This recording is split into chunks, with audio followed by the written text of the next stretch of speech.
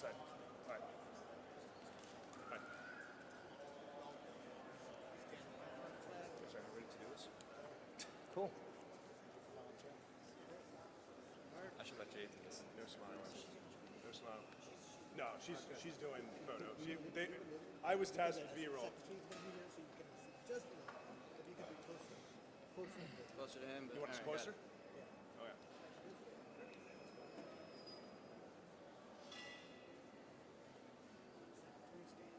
Just adjust yourself so you can be fingertips. Okay, okay.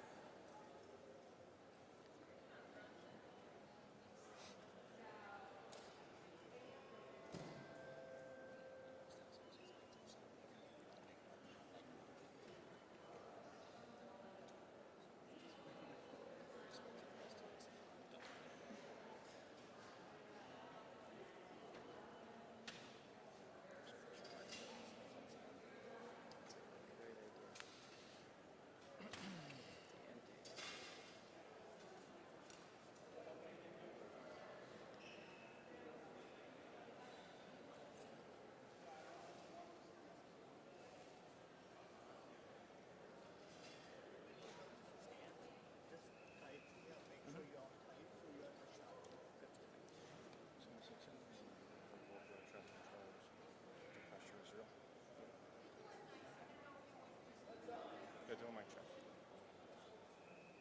Want me to do it now? Mic check. Controller right there. Hey, everybody. Thank you for coming out today. I'm here with Nick Daniels, the president of the Air Traffic Controllers Union. I have a few of our air traffic controllers with us today.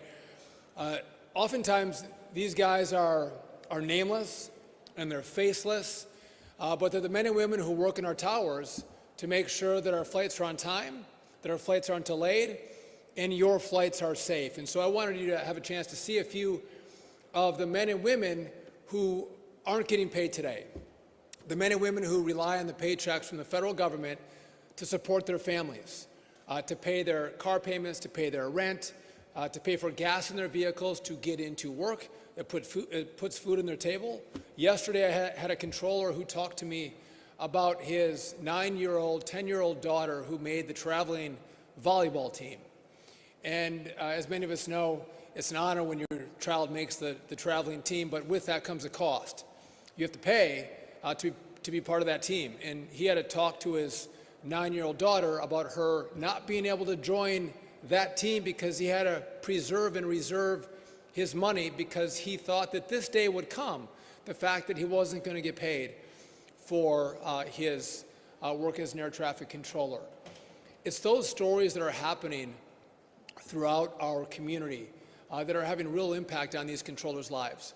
I've been clear to our air traffic controllers, they need to show up for work. They do really important work for our country and they need to show up.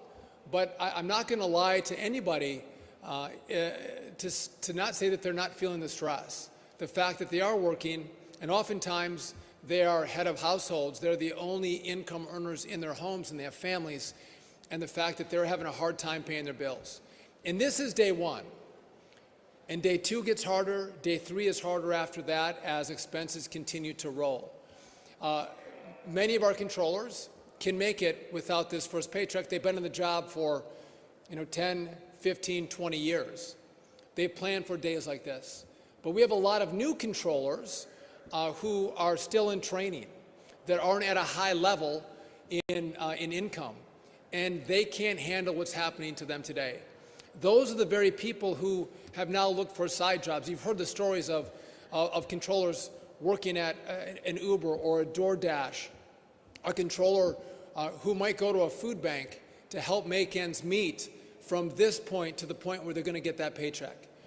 But I'll tell you this, almost every controller can't make it 2 paychecks.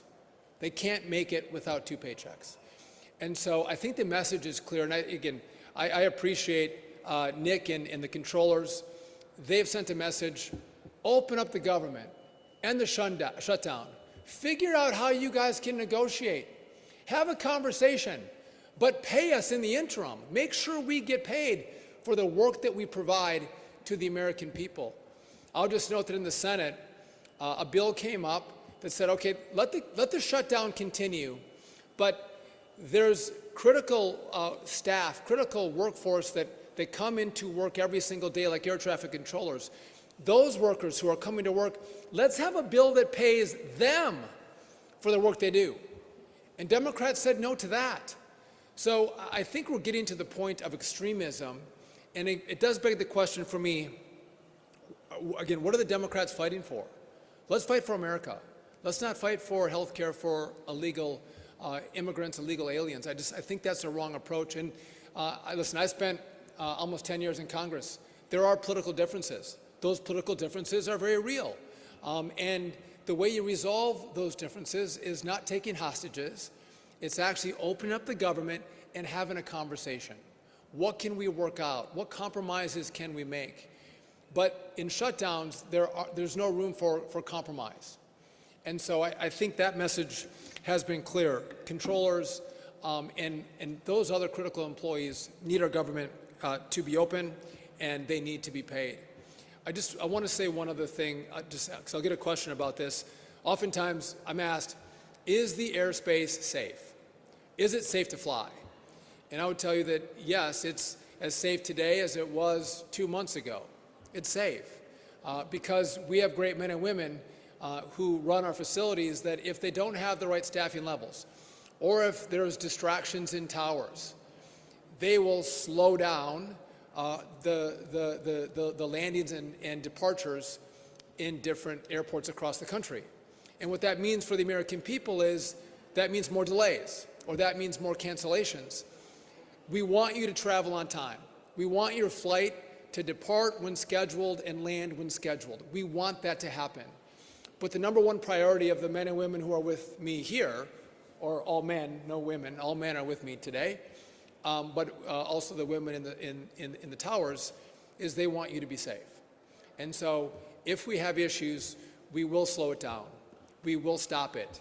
And so I don't want anyone to think that it's not safe. It's just that you may not be traveling on the schedule that you anticipated because of this government shutdown. And so, again, I couldn't be more honored to be here, who's become a very good friend, Nick Daniels, the president of NATCA. We work very closely together. We don't always see eye to eye on every issue, but there's a lot of issues that we agree on, and we work really well together. And before I give it to Nick, I just want to say one last thing. I'm grateful for our controllers. These are the most remarkable. If you ever go into a tower and listen to the work that they do, the expertise that these men and women have to control our airspace, you would be amazed. We are lucky to have them. We have the safest airspace in the world, not because of the antiquated equipment that we have that runs our system. It's because we have the best air traffic controllers, the best trained, the smartest people in our airspace controlling it, and we're blessed to have them. That kind of work, that kind of dedication, that kind of expertise deserves a paycheck. And with that, I'll turn it over to the NACA president, Nick Daniels. Thank you. I am the president of the National Air Traffic Controllers Association, Nick Daniels. And I proudly stand here, but at the same time, I'm here to tell the story. I normally have prepared remarks for you today, but today isn't a day for prepared remarks. Today is a day to speak on behalf of the men and women, as the Secretary just said, that go in and day out and do the job of unsung heroes. They keep America safe. They keep America moving. But today, an air traffic controller showed up at their facility to see $0 in their paycheck. That air traffic controller just moved hundreds of miles from Oklahoma City after passing a grueling 4 months at Oklahoma City Academy, is at the lowest end of our pay scale, and has shown up to a job that pays them $0. They're trying to move in. They're trying to get set up on just even having a place of being able to put up for rent. And guess what's due in a few days? Rent for everybody. It's not the gas that they have to put in the car, the food that they have to put on the table. It's the stress that they now wear. This job is stressful enough. We go to work day in and day out and make thousands of decisions. We do it 5 days a week. Most of us actually do it 6. 5's hard enough, and we do it 6 and 10 hours a day. And now you add in the fact that we had a partial paycheck already, and we missed a full paycheck today. America's air traffic controllers are now having to focus on how do they put gas in the car, how do they take care of their children, how do they pay for child care. And as the Secretary said, that makes the system less safe. And then the only way to make it safe is to reduce the number of aircraft in it. Day in and day out, air traffic controllers have to have 100% of focus, 100% of the time. And I'm watching air traffic controllers go into work. I'm getting the stories. They're worried about paying for medicine for their daughter. I got a message from a controller that said, I'm running out of money, and if she doesn't get the medicine she needs, she dies. That's the end. So I'm going to either have to quit this job and take a different one instead of moving America's passengers through it or the cargo. Now I'm going to have to choose my family and my daughter. And that is nothing a parent should ever have to deal with, or especially the hardworking men and women that are federal employees across the entire system. But I could tell their stories all day. I could sit up here and tell you time and time again that they should never work a side job, that they should never get off a night shift and then go wait tables, and then go move the commerce and people through this airspace. But you can hear it from an air traffic controller yourself. I'll give you Joe Segreto out of N90. Joe? Thank you, Secretary Duffy and Nick. I'm going to echo a lot of what those two just said, but the pressure is real. Speaking on behalf of the air traffic controllers in the New York area, the most congested, complex airspace, arguably in the NAS, the pressure is real. We have people trying to keep these airplanes safe. We have trainees that are trying to learn a new job that is very fast-paced, very stressful, very complex, now having to worry about how they're going to pay bills. Just a story that happened to me yesterday. Somebody came to me and said, Joe, I have a question for you. I said, what's that? I need your advice. What am I to do? Do I put gas in my car? Do I put food on the table? My wife is out making money. We don't have money for daycare. What do I do? I didn't have the answers. I said, I will find out some resolve for you, but as of right now, I don't know what to tell you. But these are the real problems that air traffic controllers are dealing with on a daily basis. Thank you. And as you heard it, day in and day out, that's now the life of an air traffic controller. The people tasked with making the impossible possible are having it made impossible by not paying them again. So the message is simple. In the shutdown today, there is no excuse that these hardworking men and women are showing up to do this job and to not ever know when they're going to get paid again. So we need America's help, we need you to stand up, and we need you to say, enough is enough in this shutdown and ensure that we can move this forward, because we do not want to be up here telling you the sad stories. We want to be up here telling you how we're moving this system forward, how we're bringing in more air traffic controllers than ever, how we're modernizing this system to serve the American people. So again, I cannot stress enough, if you want to take action, contact your congressional representative and tell them in the shutdown today. So we'll take your questions in just a second. Want to give you a few stats. This year, on average, the delays that are associated with staffing triggers with air traffic controllers is 5%. On Sunday, 44% of the delays were because of staffing shortages. Yesterday, that number was 24%. So we're seeing, the numbers move day by day in its location to location. We saw in the last couple of days, LAX. We saw Atlanta. We've seen other airports as well. So we are seeing those problems as we continue to evaluate the airspace. One last point before I open up to your questions is, you do know that we have a shortage of air traffic controllers. We're about 2,000 to 3,000 controllers short. And we have a strategy together that we've worked on that is going to I've used the term supercharged, but we are going to bring more of the best and brightest minds in America into our academy to get them through the academy, to get them into towers, to get them certified and trained up. And the problem we're now seeing is we have young people in the academy that they actually get a stipend. We pay them a small amount of money so they can go to school and they can make ends meet. That money's about to run out. And we're seeing several of our students drop out of the academy. So instead of going in the right direction where you want me to bring you more air traffic controllers so they have less stress and pressure on them because they have more resources available, human resources available to them, this shutdown is making it harder for me to do the work that, this is bipartisan work. Everybody wants this done. There's no one who disagrees with what we're trying to do here, but the shutdown is making it more difficult for me to accomplish those goals. And it's not just the government opens up and I'm able to put it all back together. This has months-long effects on our ability to fill that pipeline and get more young people into academies and become professional air traffic controllers. So I want to let you know that, again, even where we're at today, you open it back up and you've created some longer-term problems for me to make sure I deliver for what I promised to all of you, which is more air traffic controllers. With that, we're happy to take any of the questions I have for us. Yes.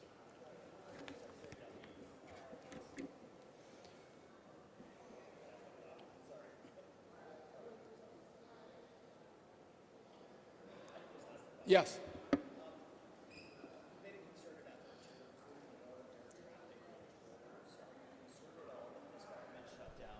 Air traffic controllers working without pay could deter those efforts to recruit people, and what are you telling people who you're trying to recruit? So our instructors at the academy, they're not being paid. And the fact that our controllers in the academy may lose their stipend, we tried to plan for this. We tried to preserve as much money as possible. We have about a week left of dollars. But yeah, no, I'm very concerned about what this does for our pipeline. The president has said, and I agree with President Trump, like we have here, I want the best and the brightest. I want the smartest people to come in and control our airspace. And if you see that you pick a career where you may not be paid for a partial payment one paycheck, the next paycheck you're not paid, and maybe a third, that'll make you rethink, do I want to go into this profession? Not only that, when we have new controllers that are being trained up, they don't make a lot of money. It's a base pay that they get, and they're having a hard time making ends meet on the pay itself. You take that minimal pay away, and they throw their hands up. They don't know how they're going to navigate it. So this truly can drive people, and we've seen a few times that it has. It drives people out of a profession where we're trying to build more numbers as opposed to the shutdown taking numbers away from us. Yes? If you just want to yell it at me, I don't know. Hi, quick question.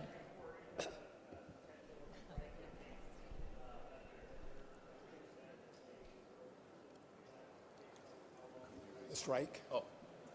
I'll happily answer that very directly. No, there will be no concerted effort for air traffic controllers to in any way have a job action. It is illegal for us to do such thing, but I will tell you, is, as you just heard Joe say, the problems are mounting daily. As the Secretary is telling you, these are the real stories. They're not just stories, they're real people in real lives of issues that are going to mount every day. When you don't pay people, there's going to be a lot of issues that come with that.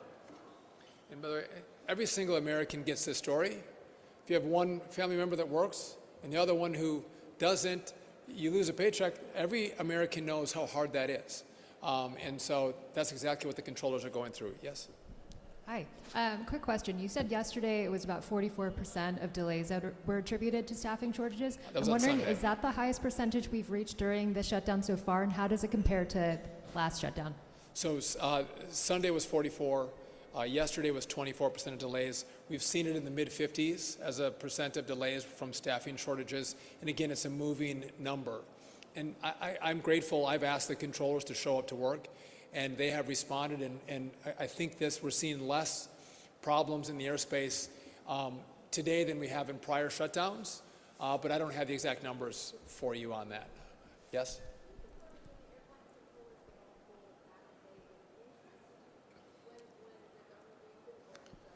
So this is a conversation that the Congress will have. Traditionally, they get their back pay not with interest.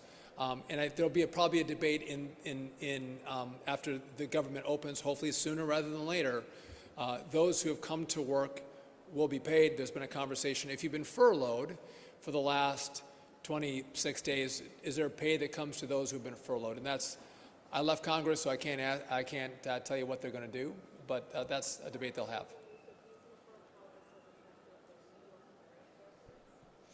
So again, so the New York area airports, we have seen staffing shortages, probably more at N90 than in our towers. But yeah, no, we've seen staffing shortages for sure. It's resulted in delays. I wouldn't tell you significant. New York has not been like LA or Atlanta, where we've had more significant delays. Yes?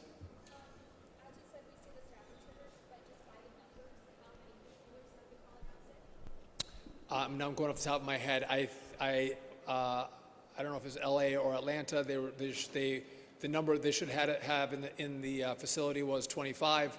11 called in sick. And when that happens, again, we will slow the rates down, and that's where you'll get the delays.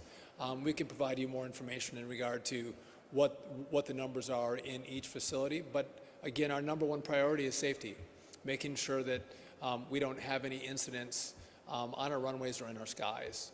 Anybody else? Yes?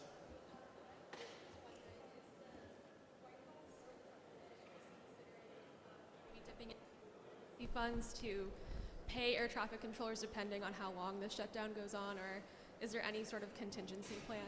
So the question is there contingency plans to pay air traffic controllers? So I've looked at the FAA budget to see if we could find resources to pay our controllers, and it becomes really challenging in a shutdown to make that happen. You saw a donor gave, $130 million to pay our military men and women. There's not a lot of leeway that we have to get people paid. The answer is open up the government, or Senate Democrats vote for the bill that pays the men and women who have to come to work every single day to keep America operational. Really simple solutions. I get there's differences in priorities and policies, but negotiate that when the government is open. Don't hold America hostage. Don't hold our skies hostage. And that's what's happening right now. And again, this is the second longest shutdown that we've seen. It would be great if Democrats would see this and vote to open, and then it's a vote to negotiate. Transportation historically sometimes has been a bipartisan issue. Do you think that with the gateway funding and Second Avenue subway here at air traffic controllers that it's being used more as a pawn now? So the question is, transportation is traditionally bipartisan. I would say it still is bipartisan. I have great relationships with Democrats in the House and the Senate. I truly do. Talk to them frequently. We work on projects together because infrastructure, transportation, is not partisan. We all use it. Whether you're a Democrat, Republican, Independent, far right, far left, this is for America, and that's why we all work together on these issues. You mentioned Gateway and Second Avenue, so specifically here to New York. We've telegraphed that we have concerns about how contracts are given for disadvantaged businesses, all in favor of disadvantaged businesses getting a piece of the pie in some of the work that we do. But it's unconstitutional to based solely on race and sex. And so we're in the process of doing a review on those two projects. The problem is our staff has been furloughed. I have one person doing the reviews. I've talked to local senators who've expressed their concerns, and I hear their concerns. But again, this is really easy. Open up the government, let my staff come back in, let's do the reviews, and if there's compliance, we're going to move forward without delay. Yes?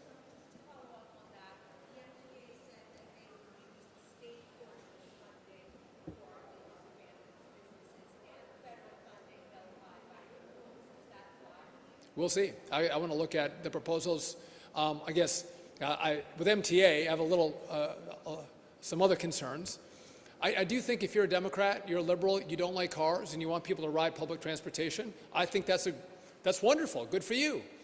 But if you want us all to ride public transportation, make it safe, make it clean, make it beautiful, and then You don't have to argue about your cars or your subways. Everyone wants to ride the subway because it's faster and it's safer, and kids can get on it and families can ride without fear of life and limb and liberty. And I don't know why New York can't do that.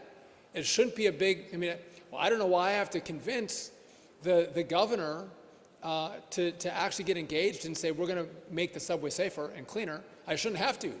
I think there should be an uprising in the city that you all want to ride your subways, you pay for it, and you should feel free from crime when you do it. And again, this shouldn't be complicated, but it seems like in the city, not by the people, but the leadership doesn't seem to get that. Yes. I have a question in regards to the Penn Station access project. The MTA is blaming Amtrak for ultimately delaying the project by 3 years. Are you considering any action to get that project knocked down? Are we talking about the rebuild of Penn Station? Yes. I love that. We're moving at the speed of President Donald Trump, which is a remarkable speed. We can't go any faster. I think you would have seen another decade, 2 or 3, before MTA would be able to build the new Penn Station. And I think it would probably cost 10 times as much if you look at their track record. So we are going to build it fast, and we are going to build it on budget. And so, again, I've looked at the past performance of MTA, and I don't have a lot of confidence in what they've done and how they operate. One more question, then we'll go.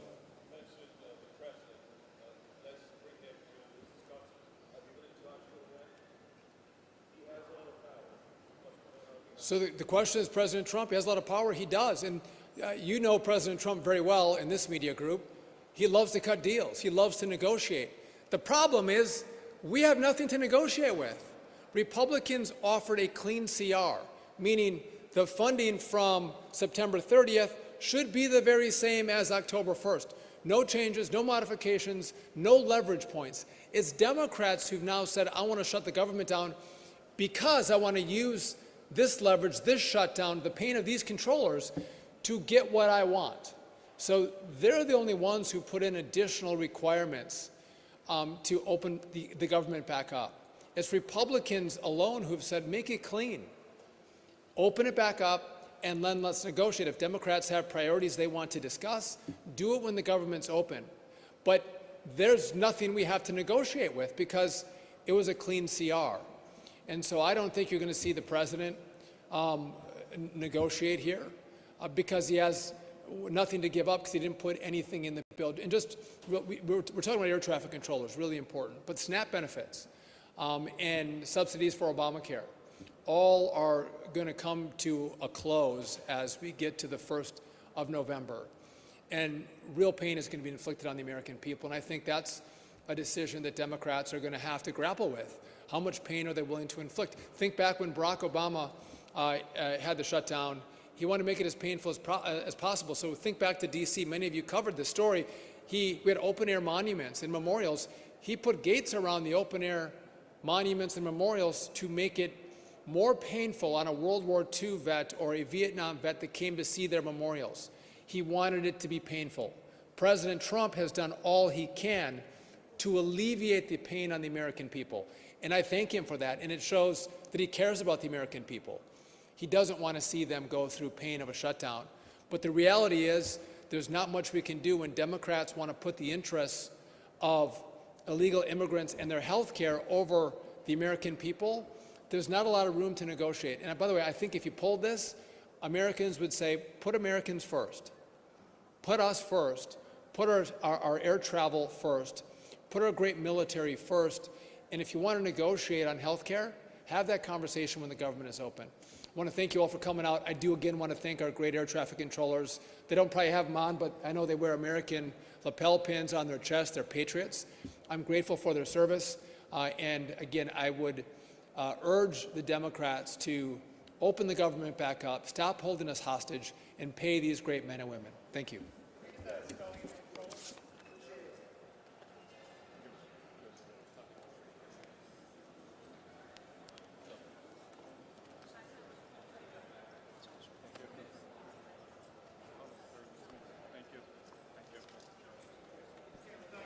They're going to give it to you. They're going to give it to you.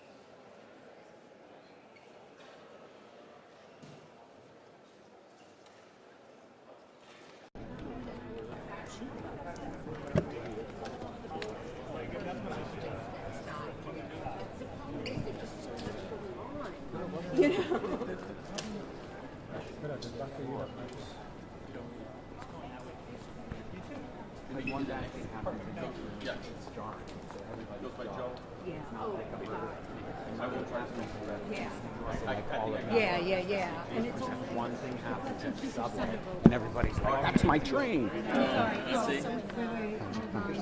What is it? Joe? Yes. Last name is S-E-G-R-E. R-E-T-T-O. You trying to identify your control already? Yeah. I'm sorry, what was the first name? Joe. Joe. Air traffic control. Thank you so much. How long have you been? Thank you. Mr. Marker, they're rolling whenever you're ready. I'm not, obviously not ready. And you know, she...